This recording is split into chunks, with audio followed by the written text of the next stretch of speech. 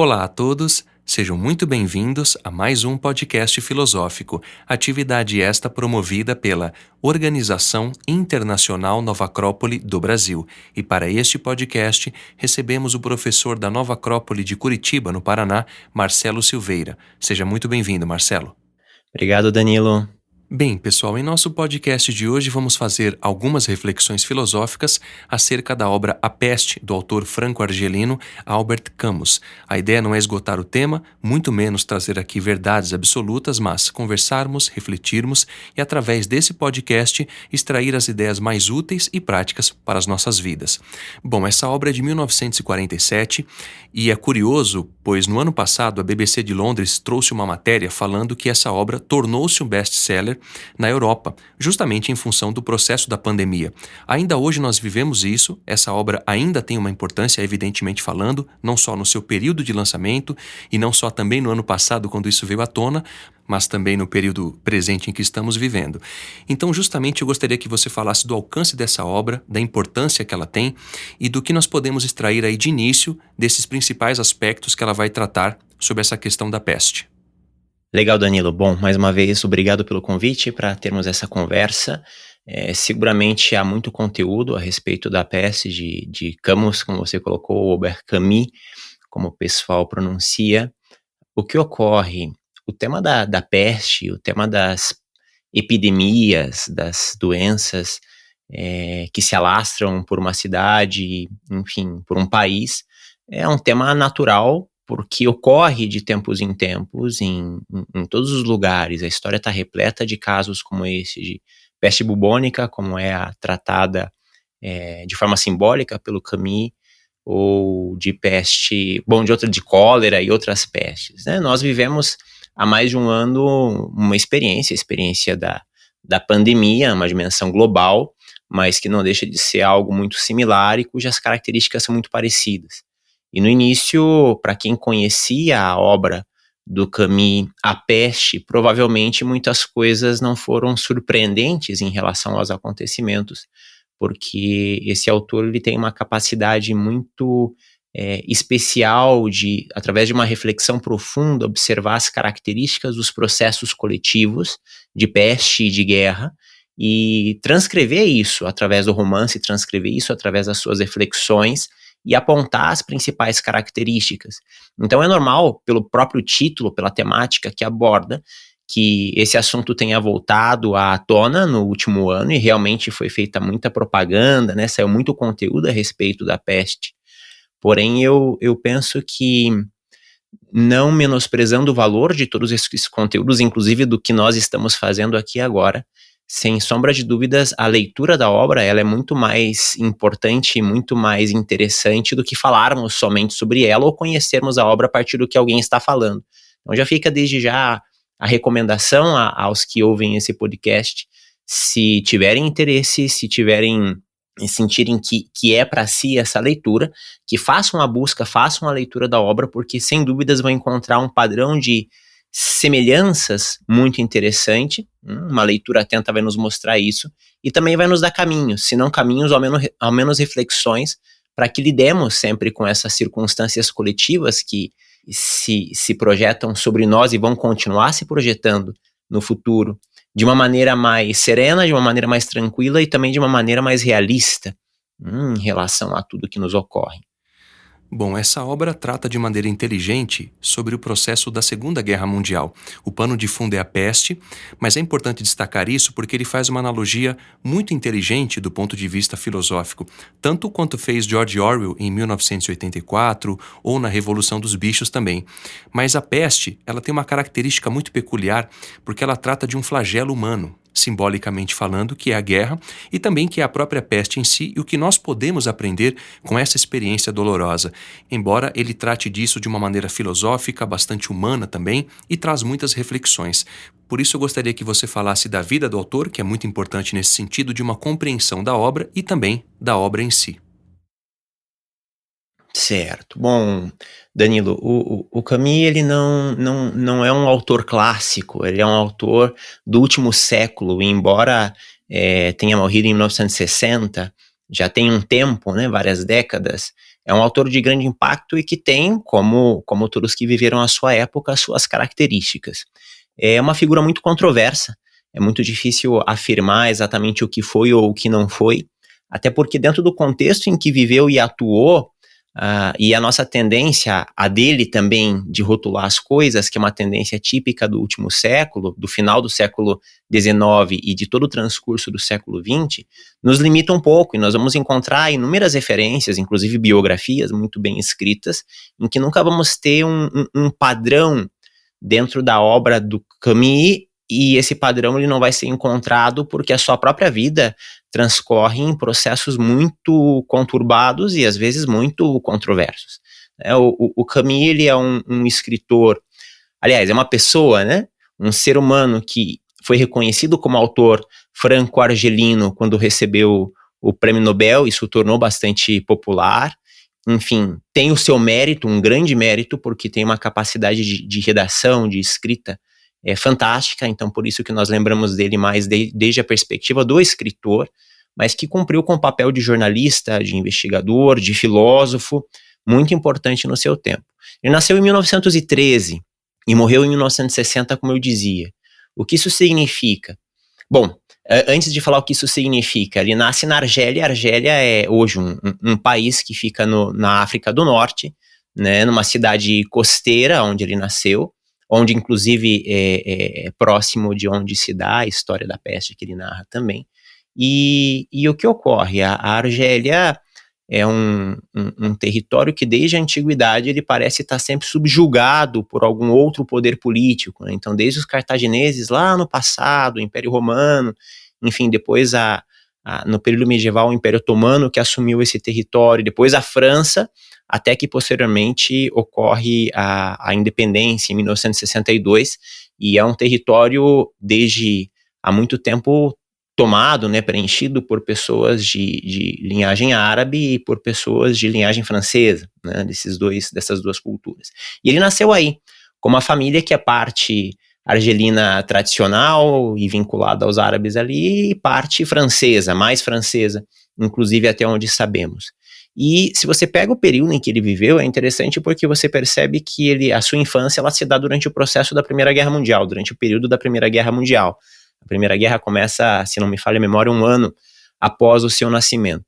Então, seguramente, nós sabemos que os eventos das grandes guerras do último século foram marcas, foram impactos muito grandes para as pessoas que sofreram suas consequências, especialmente os povos europeus ou vinculados aos povos europeus, como é o caso dos argelinos, que inclusive viviam circunstâncias e talvez até hoje vivam circunstâncias bastante complexas em termos políticos, sociais, econômicos, religiosos, dentre outros, né? E o que o Camus faz, e isso eu considero a parte mais surpreendente para a gente não ficar detido na sua biografia aqui, mas é transcender de certa maneira o seu contexto. Então nós vamos encontrar o Camus na sua juventude vinculado a partidos políticos de ordem comunista, após a publicação de uma determinada obra, uma grande admiração por Sartre, criam uma amizade, ocorre a Segunda Guerra Mundial, ele vê isso ante os seus olhos, não se conforma com tudo que está vendo e acontecendo, ou seja, a vida dele não é uma vida feliz, uma vida com cenas muito agradáveis, é uma vida que observa a tragédia e a confusão social da infância até a morte. E isso traz a ele uma perspectiva de mundo, uma perspectiva de vida muito peculiar. E aí a grande virtude do Camus, em minha visão, que é de conseguir transcender esse processo e tentar encontrar soluções e caminhos, ou ao menos encontrar reflexões profundas que lhe deem uma forma de vida, um sentido de vida. Então, ele acabou sendo reconhecido como filósofo do absurdismo, como se tivesse inaugurado uma escola. Não é exatamente isso, principalmente depois do rompimento com Sartre e do seu posicionamento ferrenho contra as ideologias totalitárias. É muitas vezes entendido como uma pessoa de viés anarquista, o que é perfeitamente compreensível na época em que ele vive, porque ele não vê nenhum tipo de condução dando certo, pelo contrário. todas as conduções políticas que ele enxerga na prática, para além das ideologias, acabam se apresentando com repressão, com limitação da liberdade e uma série de outros fatores que vão lhe dando essa perspectiva de mundo limitada e essa perspectiva de que a vida se apresenta como um grande absurdo nesses cenários, porque não faz sentido na sua visão ver a vida tal como ela está se apresentando, ver a sociedade como ela está se apresentando. E é magnífico encontrar na sua obra, A Peste que nós estamos tratando aqui é talvez a mais importante, é considerada a obra-prima, a sua capacidade então de transcender essas circunstâncias, enxergar o humano, enxergar as possibilidades, mas também as circunstâncias e consequências, e inclusive criar os paralelos entre uma coisa e outra, porque ele mesmo coloca isso na Peste, que as epidemias, assim como as guerras, que são naturais e ocorrem de tempos em tempos, sempre nos pegam, nós seres humanos, desprevenidos. Esse é talvez o primeiro ponto de reflexão profunda que ele coloca na obra e que vale muito a pena a gente se deter e tentar compreender. E justamente sobre essas passagens, Marcelo, eu gostaria que você comentasse algumas delas, porque há muitas reflexões filosóficas que a gente pode extrair dessas passagens, porque quando nós lemos a obra atentamente, nós percebemos esse processo todo que vivemos hoje, no nosso momento histórico da peste também. Então, ele relata muito bem esse momento de início, quando há ratos mortos, há uma incerteza, não se sabe bem o que está acontecendo, e depois uma apatia, mortes cotidianamente, enfim, é um livro muito duro, porém que traz muitos ensinamentos de vida para o momento atual e para qualquer momento histórico adverso também. Então gostaria que você relatasse algumas dessas passagens, fazendo relações filosóficas sobre elas. Perfeito. Bom, do que trata a obra, antes de mais nada, né? Trata da história é uma crônica anunciada já nas primeiras páginas, da vida em uma cidade chamada Oran, que fica na Argélia, numa cidade costeira, no norte da África, e é a história do que ocorre nessa cidade com o surgimento de uma peste, né? A alegoria aqui se coloca como uma peste bubônica que se dá através dos ratos. É basicamente a história do seu protagonista, que é o Dr. Bernard Rieu, quem vai nos ensinar de maneira muito bela, mas ao mesmo tempo muito dura. É uma obra triste, é importante advertir as pessoas disso, não é uma obra que nos faz sorrir muito, né? É uma obra que mexe conosco e nos emociona muitas vezes, com dor, com lágrimas, literalmente, para quem faz a leitura atenta. Porque vai nos mostrando justamente isso que você colocou em relação às dificuldades, às reações, a essa anestesia geral que ocorre às pessoas, né, de maneira coletiva, quando situações críticas se desenham, e ao mesmo tempo, como ele mesmo colocou, e muitos estudiosos depois continuaram construindo esse paralelo, ele coloca que não se trata somente da peste, ele se inspirou, Oran é uma cidade que passou por muitas pestes ao longo da história, e no século anterior ao dele tinha passado por um grande surto de peste, de cólera, e na época do Renascimento tinha passado por um surto muito grave de peste bubônica. Então ele se utiliza dessas histórias que fazem parte da cultura local, da cultura comum, justamente para construir a sua história, que se dá em 1940 e alguma coisa, como ele anuncia, né? Então ele começa com isso, essa história se dá em 1940, reticências, 4 reticências, porque ele pontua que está acontecendo na década de 40 do século passado. E já de início ele nos dá um contexto muito interessante, porque ele inicia a obra não com suas palavras, mas com uma citação de um autor inglês, o Daniel Defoe, bastante famoso pela sua obra Robinson Crusoe, que ele traduz e coloca na introdução dizendo: é tão válido representar um modo de aprisionamento por outro, quanto representar qualquer coisa que de fato existe por outra alguma coisa que não existe. Então ele já indica que essa é a chave, pelo menos no meu entendimento, de que o que ele está falando ali tem caráter universal, ou seja, não tem o objetivo de citar um acontecimento específico ou o fato que inspirou a história, senão de que, através dos argumentos que se apresentam, ele está falando de uma série de outras coisas reais que são importantes de se considerar. A obra começa da seguinte maneira, Danilo, se me permite: os curiosos acontecimentos que são objeto desta crônica ocorreram em 1940 reticências em Oran. Segundo a opinião geral, estavam deslocados, já que fugiam um pouco à norma. À primeira vista, Oran é, na verdade, uma cidade comum e não passa de uma prefeitura francesa na costa argelina. Então, o que nós notamos aqui é uma preocupação do autor em contextualizar, em situar o leitor, né, que está conhecendo essa história, aonde ele está, em que época ele está, mas isso só depois de informar a citação de Daniel Defoe, de que, na verdade, aquilo que ele conta como uma ficção pode estar traduzindo e significando algo real, ou um conjunto de citações ou de ocasiões reais. Talvez a parte filosófica que dê para a gente conversar um pouco, tem muitas reflexões interessantes ao longo da obra, também é já no início, porque a história literalmente começa em seguida, quando ele apresenta o Dr. Bernard Rieu num dia comum de trabalho. O Dr. Bernard Rieu é um médico, né? Por isso doutor. Dizendo, na manhã do dia 16 de abril, o Dr. Bernard Rieu saiu do consultório e tropeçou num rato morto no meio do patamar. Naquele momento, afastou-o sem prestar atenção e desceu a escada. Ao chegar à rua, porém, veio-lhe a ideia de que esse rato não estava em seu devido lugar e voltou para avisar o porteiro. A forma como o Camus coloca as coisas é um negócio impressionante, né? Porque aqui o que ele faz? Ele começa a te contar uma história que chega a dar uma sensação ruim, né? Se tropeçar em um rato e só empurrar ele para o lado e continuar, mas vem justamente esse processo da anestesia ou da mecanicidade do cotidiano que todos nós passamos. Que as coisas acontecem e às vezes algo muito, muito forte, que chama muito atenção, como um rato morto na escadaria, ele chama atenção e ele passa despercebido, e só depois de alguns instantes ele se dá conta, opa, aquilo ali não é normal que tenha um rato morto na escada, preciso avisar pelo menos para que tirem, senão ele ia esquecer o rato ali, né? Então é tudo uma questão de contextualizando dentro dessa linha em que as coisas parecem um pouco absurdas, porém, se observarmos bem, é como a nossa vida se dá. Passamos despercebidos por muitas coisas, inclusive coisas estranhas, coisas fora do lugar, e muitas vezes demoramos muito para nos atentar a isso. Outro ponto muito interessante, e penso que só vou abordar os pontos do início da obra para justamente motivar os ouvintes a ler. É um romance fácil de ler, tem menos de 300 páginas, tem uma excelente tradução em português, está publicado atualmente. Diz o seguinte: esse porteiro que ele anunciou o rato, enfim, tem todo um contexto do que ocorre, ele vem a falecer posteriormente, e aí, tratando desse tema, fala assim, em que a surpresa dos primeiros tempos se transformou, pouco a pouco, em pânico.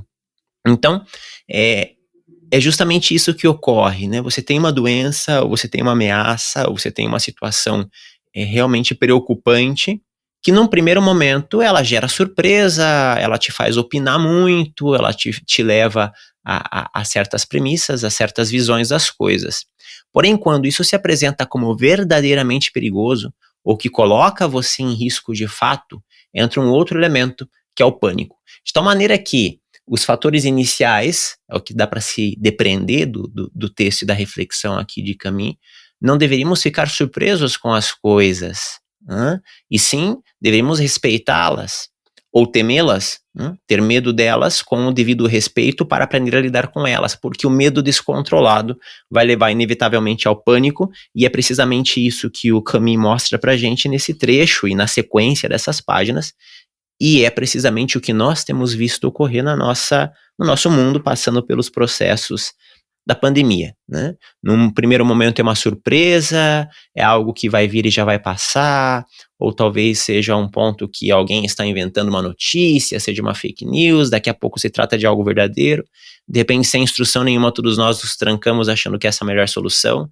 depois nos cansamos e vamos às ruas novamente, e aí os órgãos competentes têm de vir e pedir para nós nos recolhermos, e aí fica esse vai e vem que nós estamos experimentando, no nosso país em especial, mas em todo o mundo temos passado por essa circunstância, e não nos damos conta, justamente, de que o mais importante é observar com realismo e respeito aos acontecimentos para tomar as decisões, ao invés de simplesmente opinarmos e transitarmos entre uma negação completa do problema e um pânico completo do problema, que ambos nos levam a tomada de decisões e a comportamentos completamente equivocados e que prejudicam inclusive o outro, não somente a mim mesmo.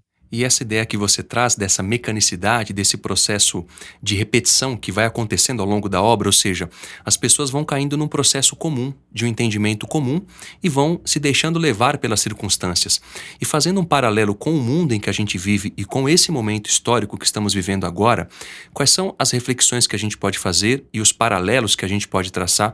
E, claro, quais seriam as melhores maneiras de filosoficamente compreender o que está acontecendo e atuar de maneira mais reflexiva, mais ponderada em relação a tudo isso que tem ocorrido recentemente? Certo. Bom, penso que a primeira coisa é aprender. Eu penso que Bernard Rie é um grande instrutor nesse aspecto, esse personagem inventado por Camus nessa obra. Porque logo no início, quando começam a lhe perguntar muitas coisas, ele é o primeiro a se dar conta de que talvez esse rato e os outros ratos mortos que começam a aparecer, aqueles sintomas, estejam justamente indicando uma peste.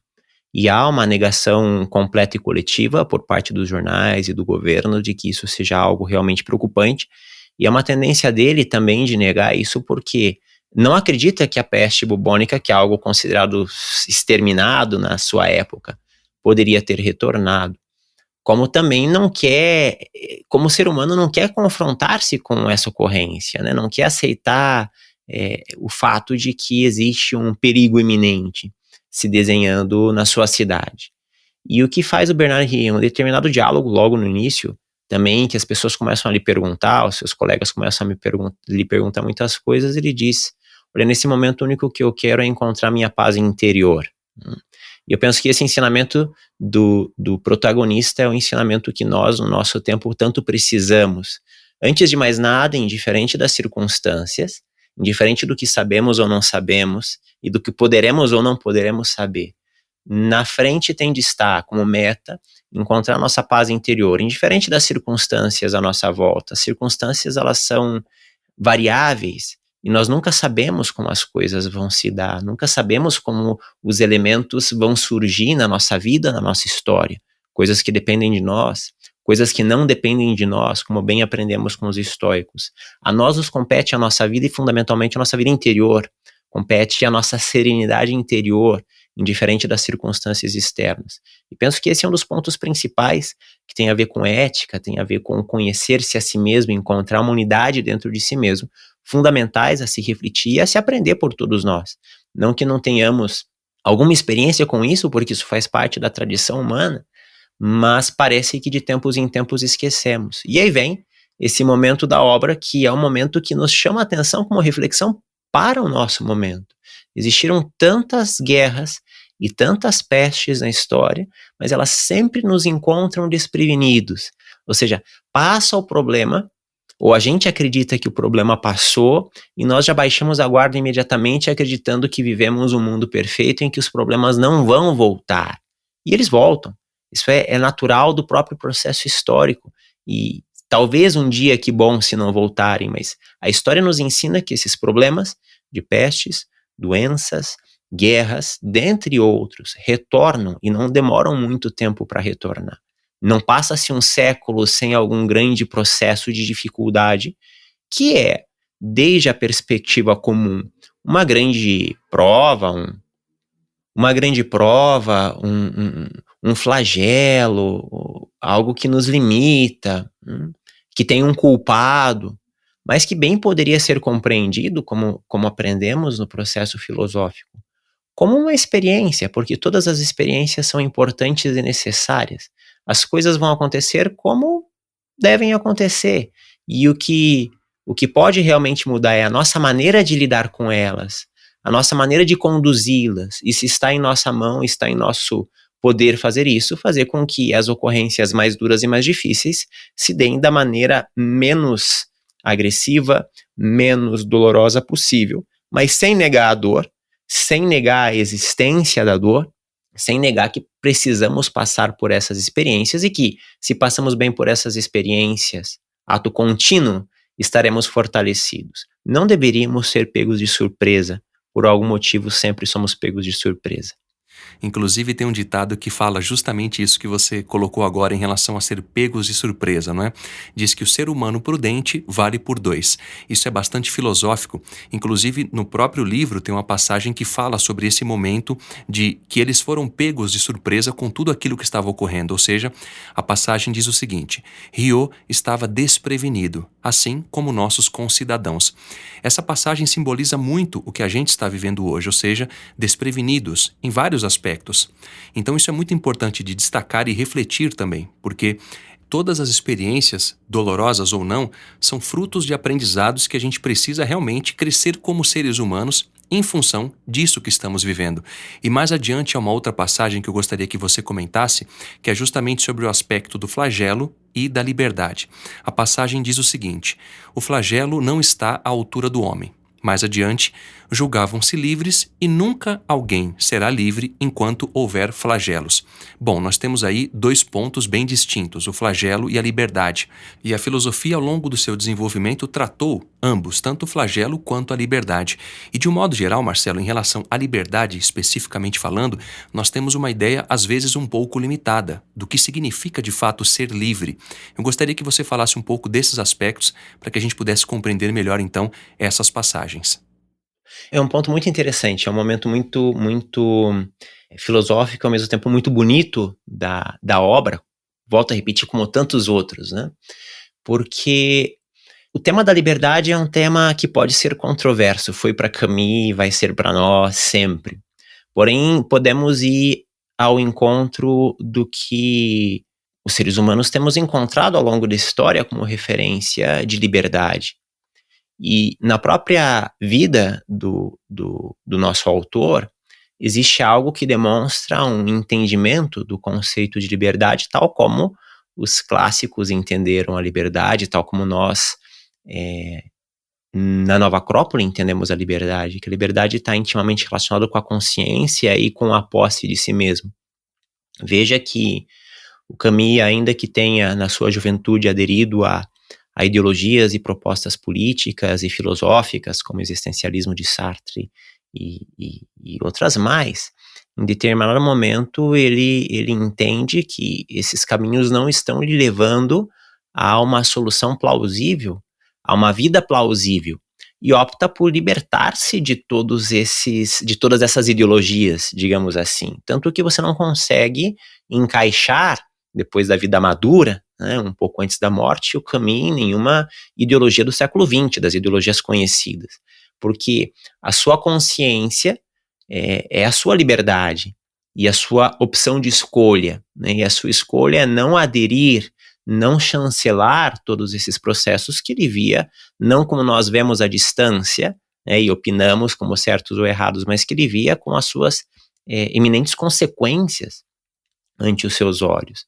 E essa ideia da liberdade como consciência, e da consciência como posse de si mesmo, como domínio de si mesmo, é sem dúvida um ponto essencial para essa passagem, para essa colocação. Porque quando se fala de flagelos, do que nós estamos falando? De dor, de sofrimento? Enquanto o ser humano seja humano, nasça no corpo que nasce, e padeça das limitações, fraquezas, fragilidades e doenças, enquanto o ser humano tenha ímpetos de poder e não saiba controlar isso, enquanto a natureza humana siga sendo a natureza humana, as dores elas vão existir, como bem nos ensina o Siddhartha Gautama, inclusive. Existe a dor, ela tem as suas causas, porém também tem a sua fórmula de cessação. Existe uma maneira de sair disso. Quando Camus fala dos flagelos, seguramente, num primeiro momento, ele está apresentando os flagelos típicos da ignorância pela qual passa a humanidade, pela qual passa o século XX, com essas coisas de... Enfim, não vamos entrar tanto em questões de política ou assim por diante, mas essas coisas de aderirmos a certas opiniões ou a certas perspectivas de vida com muita velocidade e pouca reflexão, né, que é o que acontece em toda a Europa e em todo o mundo ao longo de décadas.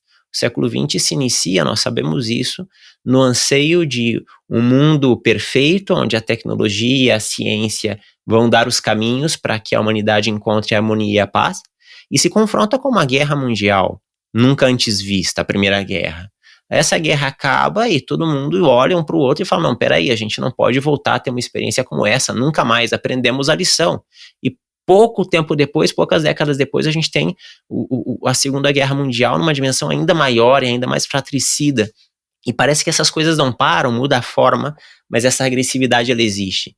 E parece que vai continuar existindo, porque depende do trabalho de cada um enquanto indivíduo não permitir que essas coisas ocorram. No coletivo não é possível, mas no individual é possível. E no individual nós podemos ter liberdade. Portanto, no individual nós podemos nos liberar desses flagelos, inclusive reconhecê-los pelo que são de fato. E reconhecendo pelo que são de fato, sabendo o que são, aí sim poder lidar com eles. Porque às vezes se grita demais, se desespera demais, se fala demais sobre coisas que desconhecemos. Enquanto não conhecemos, não tem como apontar soluções. O médico só vai curar o seu paciente quando reconhecer qual a doença e fizer algumas experiências e tentar. Não é com opinião que ele vai curar o seu paciente. De igual maneira, não é com opiniões simplesmente que o mundo vai sair das circunstâncias difíceis em que tem entrado. Precisamos, para além das opiniões, algum conhecimento profundo. Esse conhecimento profundo, ele depende em grande parte, não só mas em grande parte, de uma profunda visão, de uma profunda reflexão sobre as coisas e, fundamentalmente, sobre os acontecimentos.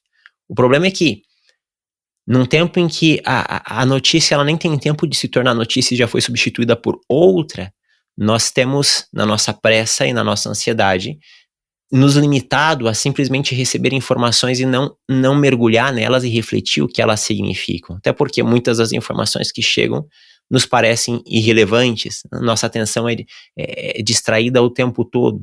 Porém, não é culpa dos elementos externos, eles podem inclusive promover isso, mas o responsável por manter a sua concentração e buscar refletir, buscar meditar sobre os acontecimentos e compreender os acontecimentos é aquele que quer compreender. O dono da sua vontade, o dono da sua concentração, que é o si mesmo.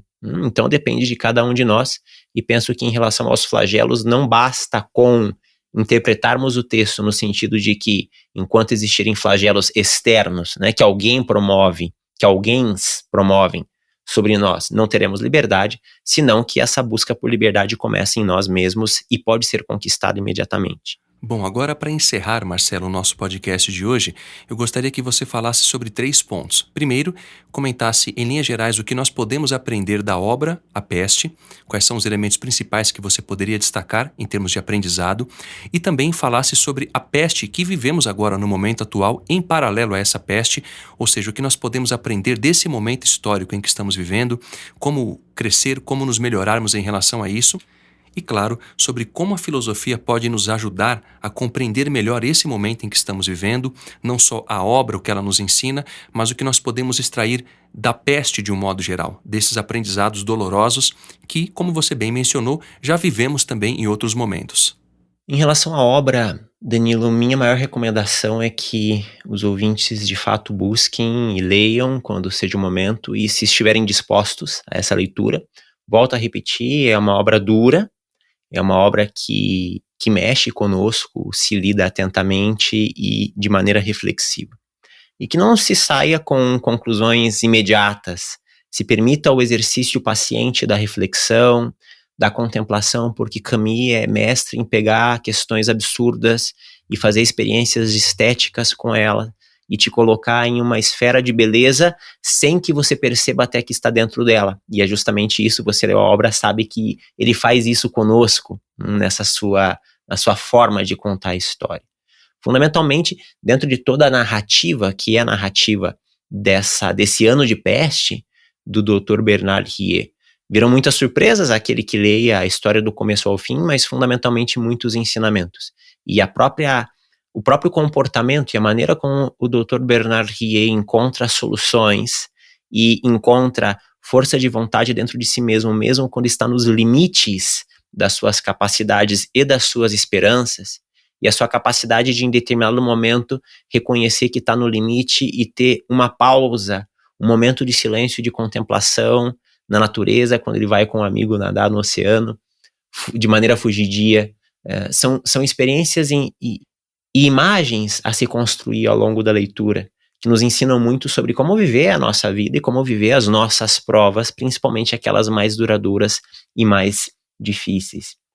A partir disso, vamos para o segundo ponto, que você pergunta. A pandemia que vivemos não começou ontem, não vai acabar amanhã, não é a primeira da história, não será a última. Talvez a mais ampla até o momento, em termos de alcance mundial, e talvez a mais confusa, porque temos tanto conhecimento, tanta tecnologia, tanta possibilidade de comunicação, e ao mesmo tempo as consequências do mau uso dessas ferramentas, que demonstram a nossa ignorância na maneira como lidamos com as coisas, na maneira como lidamos com a tecnologia, que nos impedem, muitas vezes, de aproveitar esses recursos para encontrar as soluções de maneira mais objetiva. Há um ponto aqui muito interessante dentro da reflexão filosófica, que são os limites entre o legal e o moral. E muitas vezes as recomendações que nos dão, indiferente das nossas opiniões e crenças, não atentam contra a nossa moral, não vão nos tornar pessoas piores ou mais limitadas. São recursos fundamentais e básicos que têm sido solicitados, começando pelo ato de lavar adequadamente as mãos. E é um ponto de reflexão interessante, porque se nós precisamos ensinar as pessoas a levar adequadamente as suas mãos em função de uma pandemia, surgem perguntas. Nós nunca soubemos lavar as nossas mãos ou nós nos esquecemos? Se nós nunca soubemos, isso pode ser aplicado a muitas outras circunstâncias advindas da nossa pandemia, mas se nós nunca soubemos, como se trata de algo importante e fácil, né, basta que aprendamos, isso deixará de ser um problema. Se nós já sabíamos, é preciso nos perguntar por que nos esquecemos. Porque se nos esquecemos de coisas tão simples e básicas, porém necessárias e importantes, quantas outras coisas nós não temos nos esquecido na nossa vida e quantas outras coisas nós não temos nos esquecido ao longo da história. Penso que essa é uma reflexão possível, uma reflexão que me acompanha nesse processo da pandemia e que seguramente vai continuar me acompanhando e pode acompanhar tantos mais que pensem de igual maneira. Fazer essas perguntas, porque nossa memória às vezes nos prega peças, nossa desatenção nos prega peças e esquecemos coisas muito importantes, porém muito básicas facilmente. Seguramente há muita coisa esquecida que precisa ser recordada nos nossos passos, nos nossos dias. E isso é justamente o que nos leva ao terceiro ponto, à terceira questão, que a filosofia nos ensina em relação a tudo isso. Tem muitas coisas que a filosofia nos ensina e sempre ensinou. A época de Platão teve as suas dificuldades, a época de Santo Agostinho teve as suas dificuldades, a época de Giordano Bruno teve as suas dificuldades, a forma como as dificuldades se desenham é diferente, mas a existência das dificuldades é real e natural. O que precisamos aprender a sair dessas dificuldades, a utilizá-las como trampolins para sermos pessoas melhores, para sermos homens e mulheres melhores a cada dia, não só novos, né? Porque o nosso mundo é novo a cada dia, mas não tem sido melhor a cada dia. E nós sonhamos como seres humanos, se temos essa capacidade, sonhamos com um mundo melhor. E o mundo só será melhor quando nós efetivamente formos melhores. É muito importante entendermos que ser melhor não se trata de postar uma frase bonita de autoajuda, ou de repetir as palavras de um filósofo X ou Y, ou de postar uma foto com um sorriso, ou fazer uma assistência social uma vez na vida.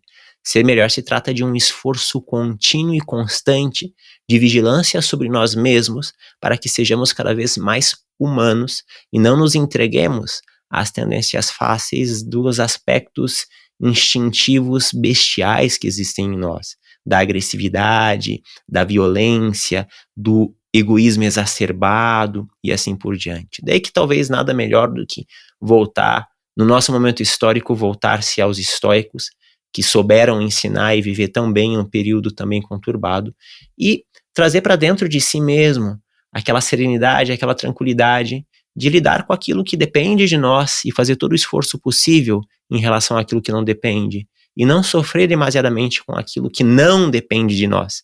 Tratar de observar, ver como as coisas caminham e encontrar as melhores soluções, porém, em não dependendo de si mesmos, não perder demasiado tempo com isso. Creio, Danilo, que essas são algumas respostas possíveis aos pontos que você colocou. Marcelo, muito obrigado pela presença. Dessa maneira encerramos então o nosso podcast e, claro, eu desejo que seja sempre muito bem-vindo. Obrigado, Danilo. Até mais. Até mais, Marcelo. E para aqueles que queiram nos contatar, podem fazê-lo através do e-mail podcast@nova-acropole.org.br. Você pode também nos seguir através das redes sociais.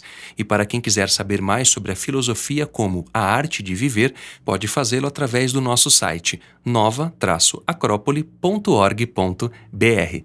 Até a próxima! A trilha deste podcast é de autoria de Edvard Grieg e chama-se Concerto para Piano e Orquestra, Opus 16, Adagio.